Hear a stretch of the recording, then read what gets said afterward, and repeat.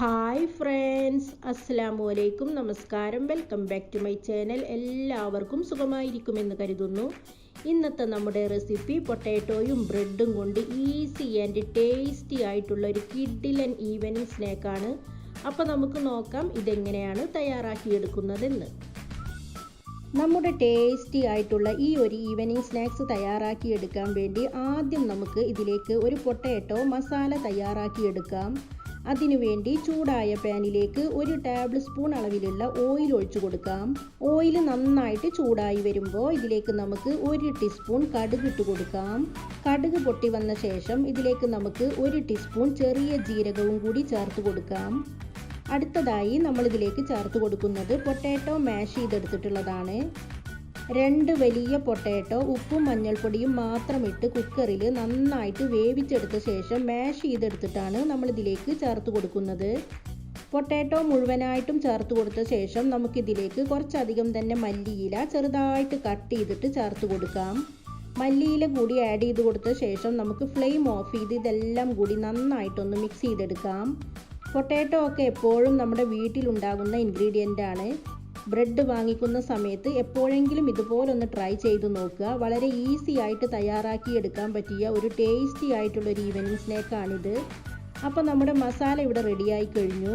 Snacks റെഡിയാക്കാൻ വേണ്ടി നമ്മളിവിടെ 12 ബ്രെഡാണ് എടുത്തിട്ടുള്ളത്. ഈ ബ്രെഡ് മുഴുവനായിട്ടും നമുക്ക് റൗണ്ട് ഷേപ്പിലൊന്ന് കട്ട് ചെയ്തെടുക്കാം.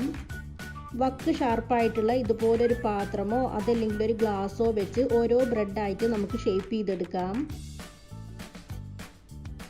അപ്പോൾ ഇതാ നമ്മുടെ ഒരു ബ്രെഡ് റൗണ്ട് ഷേപ്പിൽ കട്ട് ചെയ്തെടുത്തു. ബാക്കിയെല്ലാം ഇതുപോലെ കട്ട് ചെയ്തെടുക്കാം. അപ്പോൾ ഇതാ നമ്മുടെ എല്ലാ ബ്രെഡും നമ്മളിവിടെ റൗണ്ട് ഷേപ്പിൽ കട്ട് ചെയ്തെടുത്തിട്ടുണ്ട്. ഇനി നമുക്ക് ഓരോ ബ്രെഡ് പീസായിട്ട് ഈ എഗ് ബാറ്ററിൽ നന്നായിട്ടൊന്ന് ഡിപ്പ് ചെയ്തെടുക്കാം.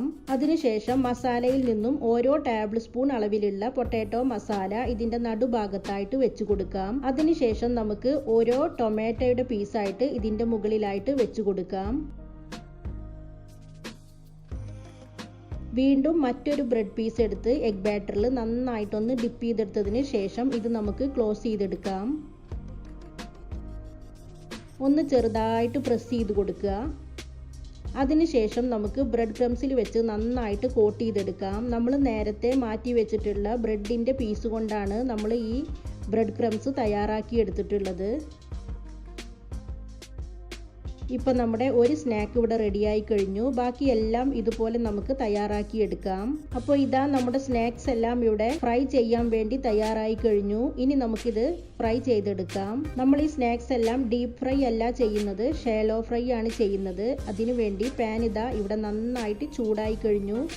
ഇതിലേക്ക് നമുക്ക് 2 ടേബിൾ സ്പൂൺ അളവിലുള്ള ഓയിൽ ഒഴിച്ചു കൊടുക്കാം. ലോ ഫ്ലെയിമിൽ ഇട്ടിട്ട് വേണം നമ്മുടെ ഈ സ്നാക്സ് ഫ്രൈ ചെയ്തെടുക്കാൻ. ബ്രെഡ് ആയി പോയത് കൊണ്ട് പെട്ടെന്ന് തന്നെ കരിഞ്ഞു പോവാനുള്ള ചാൻസ് ഉണ്ട്. ഇനി നമുക്ക് ഓരോ സ്നാക്സ് ആയിട്ട് ഈ ഓയിലിലേക്ക് വെച്ച് കൊടുക്കാം.